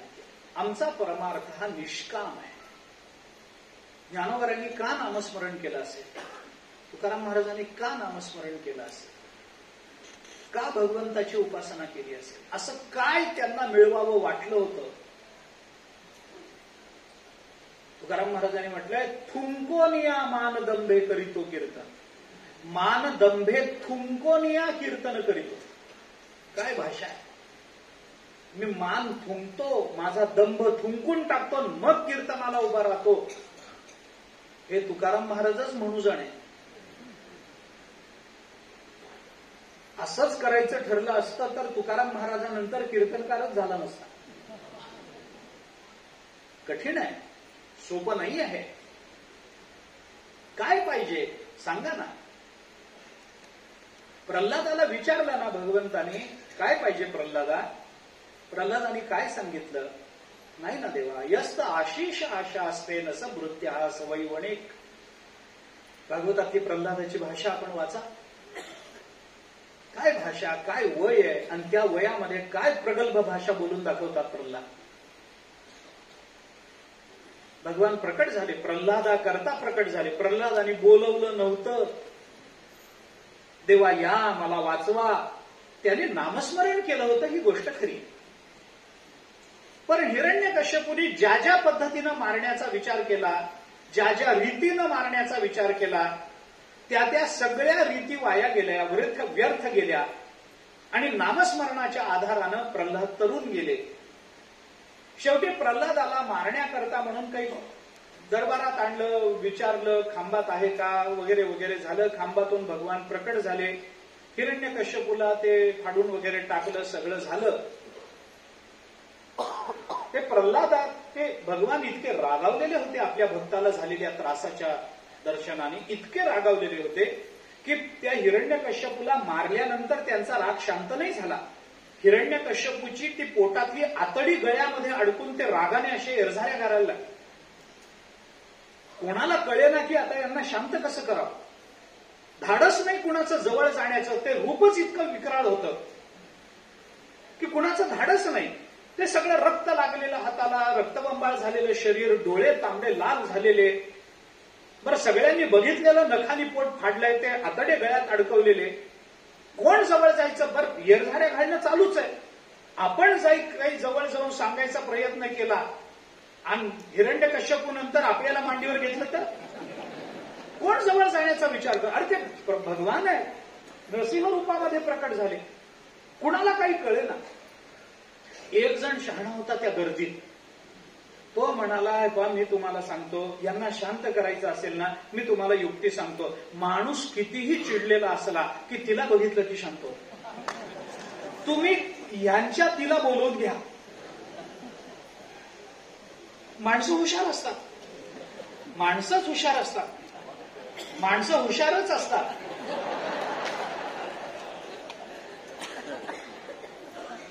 एकाने दिली ही युक्ती. बोलवलं लक्ष्मी मातेला. लक्ष्मी माता आल्या, त्याने मला कशाला बोलव म्हणे, तुमच्या यांना शांत करा. तिने बघितलं हे रूप, अरे बापरे, हे यांच्या जवळ जाण्याचं धाडस माझं नाही. ते म्हणाले, हे आमचे नाहीच आहेत. कोण आहेत कोणाला माहिती. मी ज्यांची सेवा करते ते फार सोज्वळ आहेत. ते शेषशाही आहेत. हे आमचे नाहीत. हे कोण आहेत मला माहित नाही. मग एक जण हुशार होता. तो म्हणाला, बा उगीच आपण या भानगडीत पडू नये. ज्याच्या करता आले त्याचा तो पाहून घे. मग प्रल्हादाला पुढे केलं. प्रल्हादाने स्तुती केली आणि मग भगवान शांत झाले. प्रल्हादाला मांडीवर घेतलं आणि मांडीवर घेऊन प्रल्हादाला त्या सिंहासनावर बसले आणि प्रल्हादाला विचारलं, प्रल्हादा मी तुझ्या करता आलो ना, आता माझं काम झालं, तुझंही काम झालं, तुला मी आता सिंहासनावर बसवलंय, आता माझं काम झालं, मी इथून जाणार आहे, तुला काही हवंय का? प्रल्हाद म्हणाले, काही नको देवा. काही हवं असेल तर मागून घे, मी पुन्हा पुन्हा भेटत नाही. नाही खरंच नको, तुमचं दर्शन झालं, काय पाहिजे अजून? देवाच्या दर्शनानंतर जर अंतःकरणात इच्छा शिल्लक राहत असेल तर एकतर इच्छा खोटी असेल, नाहीतर तो देव खोटा असेल. दोन्हीपैकी काहीतरी एक. मामी विश्वेश्वर भेटे आणि जीवग्रंथी न तुटे, हे बोल नको ओखटे कानी लावू. भगवान अर्जुनाला 18 वेळा, अरे मी विश्वेश्वर भेटावा आणि तरी तू जीव राहावास. अरे हे काय बोलणं आहे अर्जुना, काही शक्य आहे? प्रल्हाद म्हणाले, नको देवा, काहीच नको. भगवंताची इच्छा, याला काहीतरी द्यावं, आणि हात मागत नाही. प्रल्हादाला खूप विनंती केली, खूप काहीतरी माग, काहीतरी माग, मनात काहीतरी असेल, काहीतरी माग. नाही देवा, काही नाही, इच्छाच नाही. शेवटी ते संभाषण, हे भागवतात नाही आहे, पण ते संभाषण असं वाढत गेलं. मी सांगतोय ते पुढचं भागवतात नाही आहे, पण मला जो इत्यर्थ सांगायचा आहे तो भागवतातलाच आहे. ते संभाषण वाढत गेलं. शेवटी भगवंताचा आग्रह बघून प्रल्हाद म्हणाले, देवा मी तुम्हाला सांगितलं ना, मला काही नको, तुम्हालाच काही हवं असेल तर बोला. भगवान म्हणाले, अरे तू मला काय देणार? प्रल्हाद म्हणाले, माझ्याशिवाय कोण देणार? अरे भक्त आहे ना तुमचा, ताकद आहे ना माझी, तुम्हाला देऊ शकतो. नक्की देशील? दिलं. काय पाहिजे बोला, तुम्ही म्हणाल ते देईल. बघ हा प्रल्हादा, नंतर म्हणायचं नाही एवढं सोडून दुसरं. प्रल्हाद म्हणाले, भक्त आहे, मंत्री नाही. दिला शब्द दिला. वचना फिरती अधमजन, तुकाराम महाराजांचं वचन आहे. जे दिलेल्या वचनाला फिरतात त्याला अधम असा शब्द तुकाराम महाराजांनी वापरला. बोला देवा, मागू मागा. भगवान म्हणाले, प्रल्हादा माझं एक मागणं पूर्ण कर. काय? काही नाही, तू आज माझ्याकडे काहीतरी मागावंस, एवढीच माझी इच्छा आहे, तेवढी पूर्ण कर. हे भगवान म्हणजे चतुरातू शिरोमणी. प्रल्हाद हसले. प्रल्हाद म्हणाले, देवा यस्त आशिष आशा असते नस भृत्य हा सवयी वणिक, हे मी तुम्हाला बोललोय. तुमच्यावर प्रेम करून तुमच्याकरता, तुमच्याकडे जर काही मागायचं असेल आणि तुमच्याकडून काहीतरी मिळावं म्हणून तुमच्यावर प्रेम करायचं असेल, तर तो प्रेम करणारा तुमचा भक्त होऊ शकत नाही. तुमचा व्यापार करणारा व्यापारी येतो. तो तुम्हाला प्रेम देतो, त्याच्या मोबदल्यात तुमच्याकडून काहीतरी प्रापंचिक काढून घेतो. हा व्यापारी झाला देवा, तो भक्त नाही.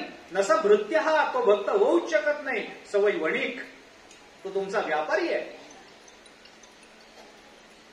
हे बोललो देवा, तरी तुम्ही मला शब्दात पकडता.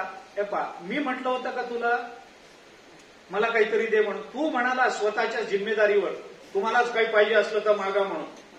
प्रौढीवादात गेलास कशाला? आता मागितलंय तर पूर्ण कर. ठीक आहे. प्रल्हाद 2 पावलं पुढे देवाच्या. प्रल्हाद म्हणाले, देवा काय मागणं मागितलं? काही नाही, माझी एकच इच्छा आहे, तू आज माझ्याकडे काहीतरी मागावंस. तुझी कोणती तरी इच्छा मी पूर्ण करावी, एवढीच माझी इच्छा आहे. बोल आता, काय तुला इच्छा काय? प्रल्हाद म्हणाले, मग मागतो देवा. प्रल्हाद म्हणाले, देवा माझी एकच इच्छा आहे की माझ्या मनामध्ये कोणती इच्छाच निर्माण होऊ नये.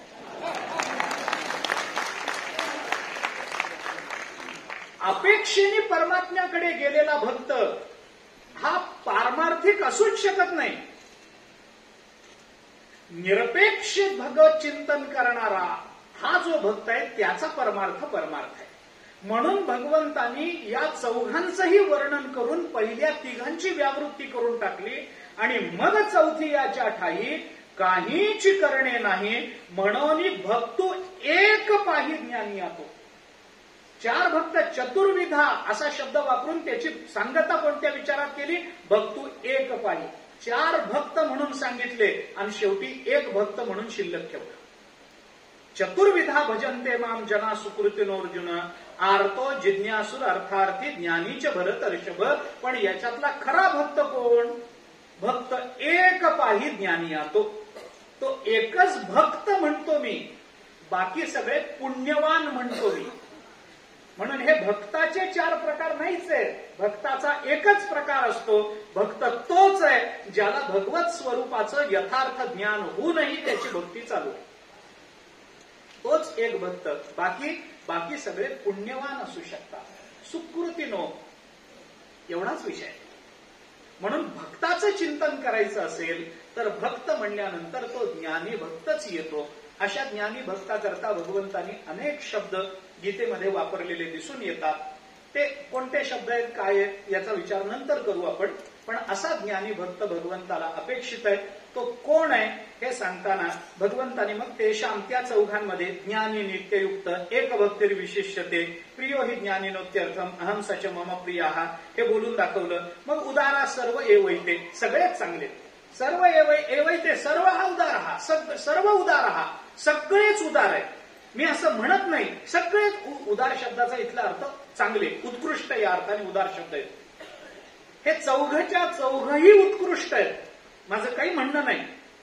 पण ज्ञानी हा जो आहे ना तो केवळ माझा आत्माच आहे. म्हणजे त्याला जर काढून टाकलं तर मी राहत नाही या अर्थाने. तो माझा आत्मा आहे. उदारा सर्व एवैते ज्ञानी त्वात्मैव मे मत, माझं मत असं आहे.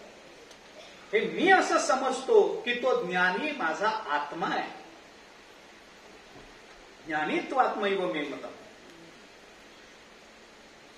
ब्रह्मस्वरूपाचं त्याला यथार्थ ज्ञान आहे. आणि ज्ञान असूनही तो माझी भक्ती करतो, तो मला प्राप्त झालेला आहे. मग अशी प्राप्ती कधी होईल?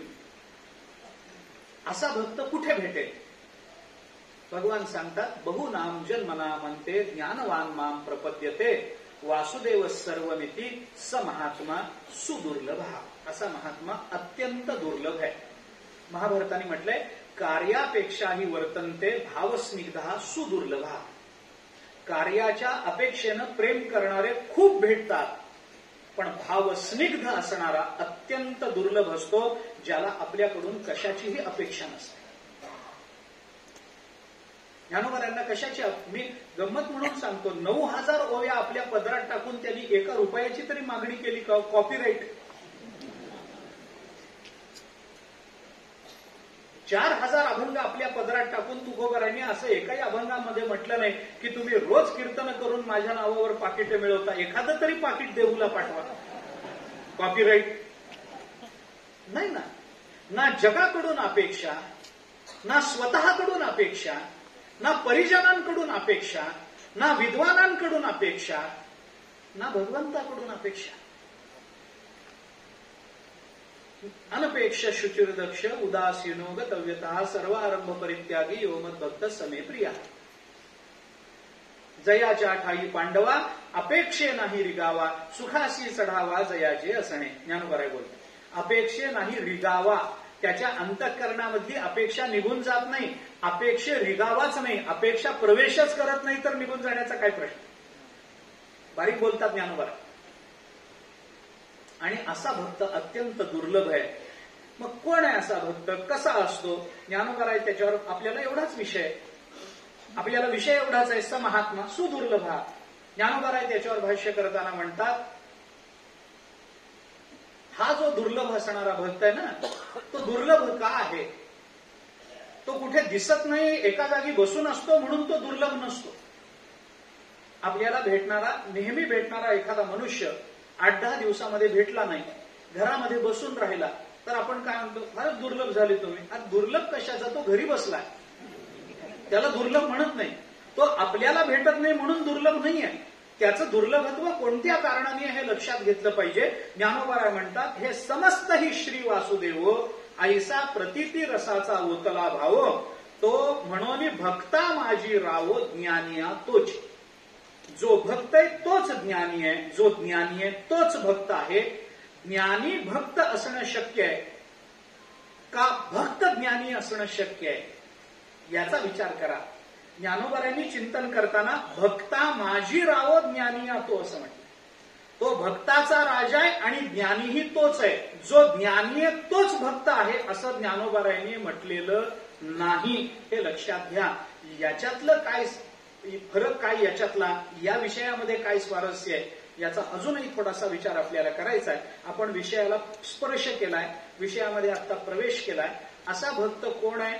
काय करतो, तो बहुनाम जन्मनाम अंते त्याला हे सगळं मिळतं. ते बहुजन्माच्या अंती त्याला जे ज्ञान प्राप्त होतं ते ज्ञान मिळूनही त्याला वासुदेवाची भक्ती करावी वाटते. हे कोणत्या कारणाने, कसं, याचा अजूनही थोडासा विचार करायचा आहे. आत्ता फक्त वेळ संपली म्हणून इथे थांबतो. उद्या 6 वाजता आपण पुन्हा भेटू.